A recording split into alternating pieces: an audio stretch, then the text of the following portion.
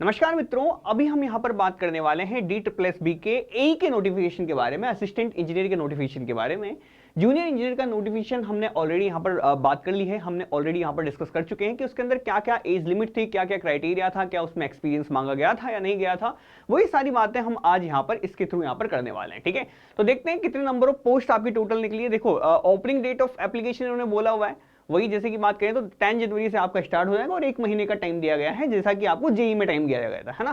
तो जेई में भी 1 महीने का टाइम है आराम से, और यहाँ पर बात करें तो एई में भी आपको 1 महीने का टाइम दिया गया है ना। तो देखो इसके अंदर दे रखा है आपको जो टोटल नंबर ऑफ पोस्ट जो आपकी निकली है वो 151 निकली है। देखो कम नहीं है पोस्ट है, पोस्ट जो है बहुत अच्छी है, बहुत सही पोस्ट है। 151 टोटल नंबर ऑफ पोस्ट है। अगर यूआर की बात करूं तो 64 नंबर ऑफ वैकेंसीज आपकी टोटल निकल के आई है ना।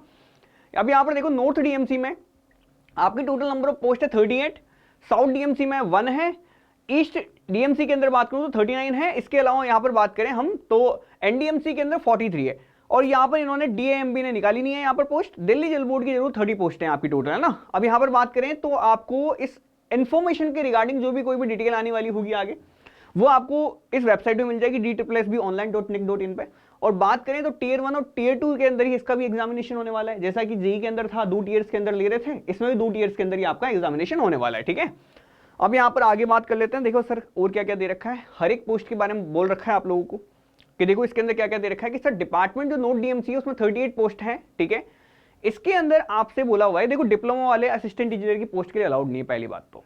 ठीक है, बिल्कुल भी अलाउड नहीं है। डिप्लोमा वाले जितने भी हैं वो सारे के सारे असिस्टेंट इंजीनियर की पोस्ट तो देखे ही नहीं। अब यहाँ पर देखो जितने भी डिग्री वाले हैं उन डिग्री वालों को 2 साल का प्रोफेशनल एक्सपीरियंस मांगा गया है। ठीक है, तो जैसा भी काम है ना, यहाँ पर देखो काम दे रखा है, यहाँ पे ऑलरेडी नेचर ऑफ ड्यूटी दे रखा है आपको कि sir day to day maintenance करना है एरिया का, और प्रोजेक्ट आपको दिए जाएंगे और उसके थ्रू आपको जो भी काम करना है वो सारी की सारी डिटेल आपको यहाँ पर लिखी हुई मिल जाएगी। ठीक है, 2 साल का एक्सपीरियंस आपसे मांगा गया है। पे स्केल जो है ग्रुप बी की है, हालांकि इन्होंने पे ग्रेड के अंदर आपका जो पेमेंट है वो बिल्कुल एग्जैक्टली सेम सा लिख दिया है जो जेई के अंदर लिखना था। ऐसा होना तो नहीं चाहिए था, पर बाकी देखो इन्होंने जो भी दे रखा है। अब देखो एज लिमिट जो है, एज लिमिट 18 to 30 ईयर आपकी दे रखी है यहाँ पर। जूनियर इंजीनियर वाले के अंदर आपकी अगर बात करें तो 18 to 27 आपको दे रखी थी, है ना। तो यहाँ पर 30 ईयर्स तक दे दिया, तो कुल मिला के काफी ज्यादा लोग यहाँ पर जो है फॉर्म भर पाएंगे जो 27, 28, 29 के होंगे, है ना, जो वहां पे नहीं भर पा रहे थे। ठीक है, बाकी 2 साल का आपको एक्सपीरियंस जो है यहाँ पर एसेंशियल है ना। ठीक है, जरूरी है, यहाँ पर होना चाहिए। नॉर्थ के अंदर भी यहाँ पर भी देखो डिग्री है, 2 साल का एक्सपीरियंस है आपको। काम क्या दे रखा है, देखो फील्ड ड्यूटी दे रखी है साउथ डीएमसी में, है ना, तो फील्ड की ड्यूटी रहेगी आपकी यहाँ पर इसके अंदर। यहाँ पर बात करें थर्ड डिपार्टमेंट के बारे में, ईस्ट डीएमसी के बारे में, तो ईस्ट डीएमसी में आपके क्या है कि देखो यहाँ पर भी आपके पास फील्ड वर्क है और ऑफिस वर्क, दोनों के दोनों हो सकते हैं आपके पास। अब देखो नंबर ऑफ वैकेंसी जो है 39 है, 39 नंबर ऑफ वैकेंसीज है। यहाँ पर बात करें तो यहाँ पर भी 2 साल का एक्सपीरियंस आपसे बोला गया है। ठीक है, यहाँ पर पे ग्रेड देखें तो पे ग्रेड 4600 आपको दे रखी है। ग्रुप बी की आपके पास पे ग्रेड रहने वाली है, ऑब्वियसली बात तो उससे ज्यादा ही रहेगी ना। तो ग्रुप बी की आपको यहाँ पर दे रखी है। बात करें तो ये आपके पास यहाँ पर थोड़ा सा मॉडिफिकेशन होना चाहिए था, पर बाकी चलो ठीक है। एज लिमिट जो है 18 to 30 दे रखी है इसकी भी। अब यहाँ पर अगले डिपार्टमेंट की बात कर लेते हैं। देखो यहाँ पर आ रही है एनडीएमसी से, न्यू दिल्ली म्युनिसिपल काउंसिल से। अब इन्होंने जो टोटल नंबर ऑफ वैकेंसीज निकाली 43 निकाली। ठीक है, 43 नंबर ऑफ वैकेंसीज है, लेकिन इन्होंने मेन बात क्या है कि इन्होंने जो एक्सपीरियंस मांगा है ना वो 3 साल का एक्सपीरियंस मांगा है। तो ठीक है, यहाँ पर डिग्री के साथ साथ आपका 3 साल का एक्सपीरियंस होना जरूरी है पहली बात तो। ठीक है, तो 3 साल का एक्सपीरियंस लेके आना। नेचर ऑफ ड्यूटी आपको यहाँ पर दे रखा है आपको ऑलरेडी, है ना। ठीक है, तो यहाँ पर जितने भी आपके पास यहाँ पर म्युनिसिपल बिल्डिंग्स वगैरह कंस्ट्रक्शन प्रोजेक्ट जो भी चल रहे हैं वो सारे के सारे आपको साइन किए जाते हैं इस वाले के अंदर, एनडीएमसी के अंदर, है ना।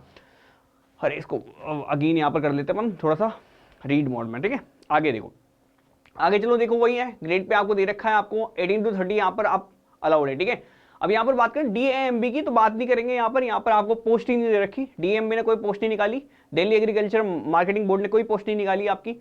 दिल्ली जल बोर्ड की बात करते हैं। देखो दिल्ली जल बोर्ड ने क्या निकाला है कि देखो 30 नंबर ऑफ वैकेंसीज निकाली है, मतलब वैकेंसी टोटल 30 है। यहाँ पर आपका जो एक्सपीरियंस मांगा गया है ना वो बिल्कुल भी नहीं मांगा गया। देखो एक्सपीरियंस के अंदर नील लिखा हुआ है, यानी कि यहाँ पर एक्सपीरियंस नहीं है। तो इस वाले पोस्ट के लिए, पर्टिकुलर पोस्ट के लिए बहुत ज्यादा भीड़ आने वाली है अपने पास, काफी लोग भरने वाले हैं इसको, है ना। जितने भी डिग्री वाले हैं वो सारे के सारे इसको भर देंगे। एक्सपीरियंस वाले हैं वो बाकी जितने भी आपको दे रखे हैं ना उनके अंदर भर देंगे, है ना। तो ऑब्वियसली सी बात है कि जिनके पास एक्सपीरियंस है 2 से 3 साल का एक्सपीरियंस है, 2 साल का एक्सपीरियंस है, 3 साल का एक्सपीरियंस है, उनके पास चांसेस थोड़े से ज्यादा है। ठीक है, जिनके पास सिर्फ और सिर्फ डिग्री है वो इसको भरें। यानी कि सीधी सी बात है कि ऑब्वियसली बात है कि सर यहाँ पे जो भी डिग्री करके पास आउट होकर निकला है, एक्सपीरियंस मांगा नहीं गया है, उधर आपकी एक्सपीरियंस की बात की गई है ना।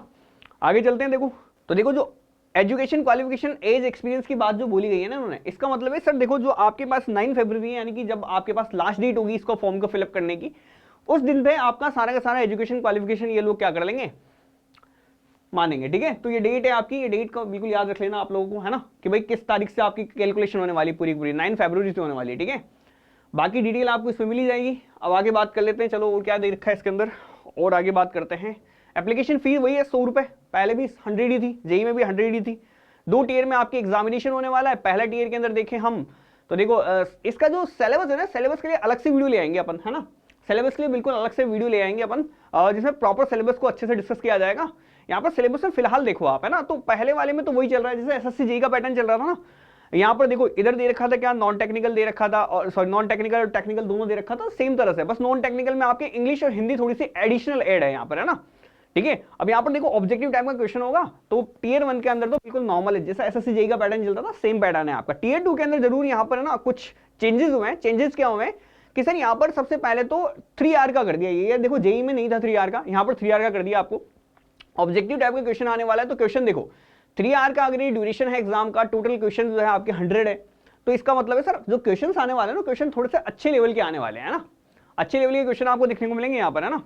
पार्ट 2 में देखो, पार्ट 2 आपको एडिशनल दे रखा है, देखो क्या दे रखा है यहाँ पर, objective type multiple choice question to evaluate the ability of application of concept, problem solving capacity and abilities to comprehend context, analyse situation, evaluate options, make informed choice, apply theoretical aspect and principle etcetera relating to the technical and domain knowledge of the subject. देखो इसके बारे में अपन अच्छे से यहाँ पर syllabus proper तरीके से लेके आएंगे। उस सिलेबस के अंदर सब कुछ यहाँ पर लिखा रहेगा कि सर किसके अंदर क्या पूछा जाएगा, उसके अंदर क्या पूछा जाएगा, तो उसको बिल्कुल अलग से नोटिफिकेशन के अंदर बात कर लेंगे अपन। ठीक है, अब देखो नेक्स्ट देखो आप टीयर 1 टीयर 2 हो जाएगा, उसके बाद आपकी जो भी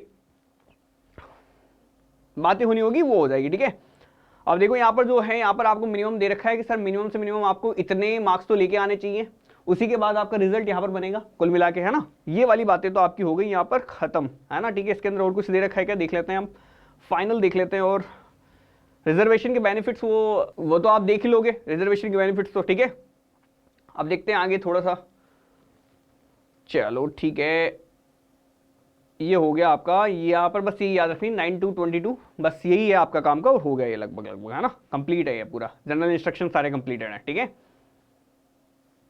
ठीक है, कंप्लीट है, चलो ये हो गया। तो देखो नंबर ऑफ वैकेंसीज की बात करें तो नंबर ऑफ वैकेंसीज जो है अच्छी खासी है अपने पास। ठीक है, अच्छी खासी नंबर ऑफ वैकेंसीज है। DSSB ने जेई का भी नोटिफिकेशन निकाल दिया, ई का भी निकाल दिया है। और बात करें तो देखो मार्च के अंदर आपका एसएससी का भी एग्जामिनेशन होना है, तो इसके जब टीयर 1 टीयर 2 निकलेगा तब तक आपका एसएससी भी आ चुका होगा। तो देखो लास्ट जिसके पास ही मौका ना, जो ऐसे हैं एज लिमिट के बिल्कुल आसपास जा रहे हैं, 27-28 के आसपास जा रहे हैं, जो कि जेई के अंदर 27-28 आपकी एज लिमिट दे रखी थी, है ना। इसके अंदर देखें तो ई में थोड़ी सी बढ़ा के दे रखी है, आपकी 30 तक दे रखी है। लेकिन जितने भी लोग हैं देखो लास्ट टाइम है, तो अच्छे से बिल्कुल मेहनत पूरी तरह से कर लें, जितनी भी तन मन धन जो भी हो सकता है ना सब लगा दें अपना। ठीक है, तो देखो बिल्कुल अच्छे तरीके से समर्पित होकर कर लेना। देखो लास्ट टाइम है, लास्ट टाइम हो सकता है मे बी आपका DSSB का, और जिन लोगों का नहीं है वो लोग ज्यादा आगे तक की ना सोचें, ज्यादा ये सोचें कि जल्दी से जल्दी सिलेक्शन लेके जल्दी जल्दी निकल जाए। ठीक है, बाकी हम लोग हैं आपके साथ। ठीक है, बाकी हाँ अगर यदि किसी को तैयारी करनी है तो आप कोर्सेज हमारे यहाँ पर देख सकते हैं, कोर्सेज हमारे पास ऑलरेडी हैं इसके। ठीक है, तो बाकी हम यहाँ पर प्रैक्टिस सेशन जो है जल्दी से शुरुआत करने वाले हैं DSSB के बारे में, तो कोई दिक्कत नहीं, कोई टेंशन नहीं। फिलहाल आपके अच्छे फ्यूचर का साथ ही ऑनलाइन इंजीनियरिंग हमेशा आपके साथ। पर मैं आपको एक और बात बता दूं आप लोगों को साथ के साथ कि जो भी आपके पास डाउट वगैरह हो वो कमेंट सेक्शन में आप लोग बिल्कुल छोड़ सकते हैं, मैं आपको वहीं पे जवाब दे दूंगा। हाँ, अगर किसी के मन में कोई भी डाउट वगैरह हो, कोई डिस्कशन वगैरह हो, तो वो जो है कमेंट सेक्शन में बोल देना। ठीक है, बाकी लाइक और सब्सक्राइब कर देना। बाय।